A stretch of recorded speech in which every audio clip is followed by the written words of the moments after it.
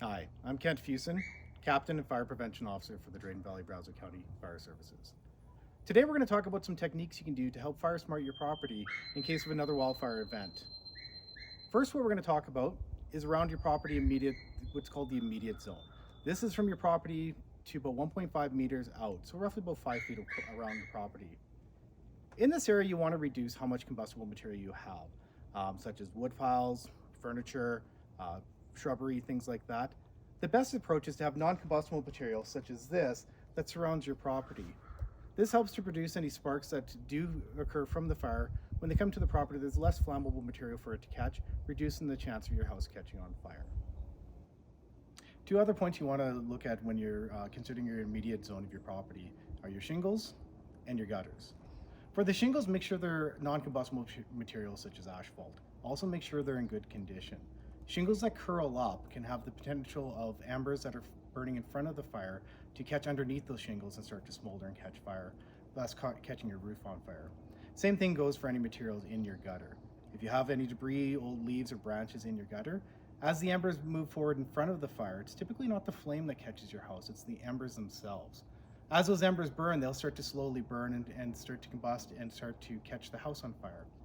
The biggest challenge we have as firefighters is once the property catches on fire, especially in the attic space of the house, we consider that a loss and we have to move on. So if you can do your part to help protect your property by making sure your shingles are in good condition, as well as making sure your gutters are clean, this will help prevent the chance of any fire from any embers from entering into those spaces and catching on fire.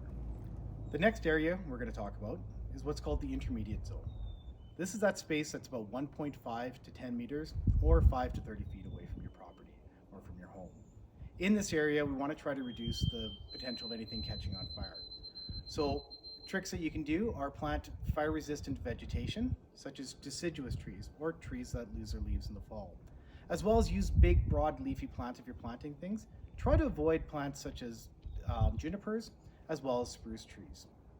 Also, if you have any landscaping material, or if you're looking at having a fence in that area, try to use non-combustible materials such as chain link fence or other non-combustible materials, and avoid using wood fence. Your grass as well, do your best to try to keep the grass short, about 10 centimeters or 4 inches. These simple tricks that you can do will help reduce the chance of any fires that come into your area and allowing that fire to spread up to your property as well. Now we're going to take a look at the extended zone. This is that space that is roughly about 30 to 100 meters or 100 to 300 feet away from your house. In this space, you're probably going to have material that is more flammable, more combustible, which is okay. But what we're going to try to do is minimize the potential of them extending the fire beyond that space. Some things you can do is, if you do have evergreens in the property, is to trim them back and give at least 6 feet space or 2 meters between each trees. The other thing you can do is also make sure the branches are trimmed up to about 2 meters or 6 feet from the bottom. This helps reduce the chance if the fire does continue from the ground to climb that tree and carry to the next one. Other things you can do is make sure the grass is clear or the space is clear on the ground, removing any dead leaves or any dead branches. This will also help reduce the surface fuels in that area. If your space happens to reach across and you don't necessarily have that space, or your neighbors and you share that space, one thing you can do is actually communicate with your neighbor, have that conversation, and figure out what you can do together to help reduce the potential of fire spread within that area.